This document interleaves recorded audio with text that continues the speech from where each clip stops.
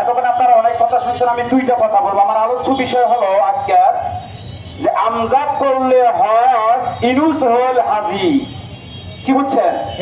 তার মানে আমজাদ হজ করি আসছে, আমজাদ কইছে আমি হজ করি আসছি, আমার শরীরটা ভালো নাই, তুই এনে জমজমের পানি আর খেজুর গুলো সব বিতরণ করতো।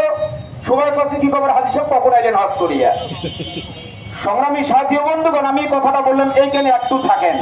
একটা জিনিস আপনাদেরকে স্পষ্ট করি, আমরা এশিয়া মহাদেশের মধ্যে অবস্থিত আমাদের রাষ্ট্র বাংলাদেশ। এশিয়া মহাদেশের মধ্যে 8টি রাষ্ট্র অবস্থিত, তার মধ্যে হলো বাংলাদেশ, ভারত, পাকিস্তান, চায়না, নেপাল, ভুটান, শ্রীলঙ্কা, আফগানিস্তান।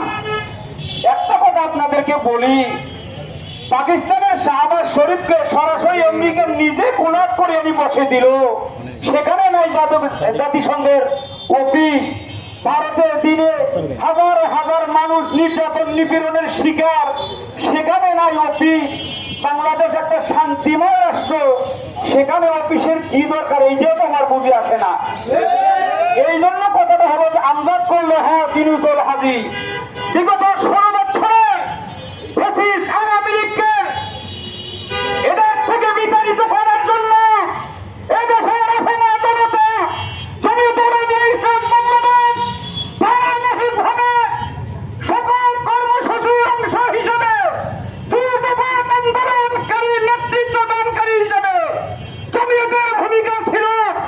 আর আপনি সবাই শহীদ হলো, হাসপাতালে কাতরাচ্ছে, এক্ষণে আপনাকে ডাকে এনে চেয়ারে বসে দেওয়া হলো, আপনি অতি মহারথী হয়ে গেলেন ইনুস সাহেব।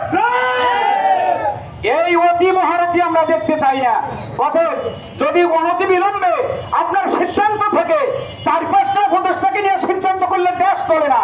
এই সিদ্ধান্ত থেকে আপনি যদি 20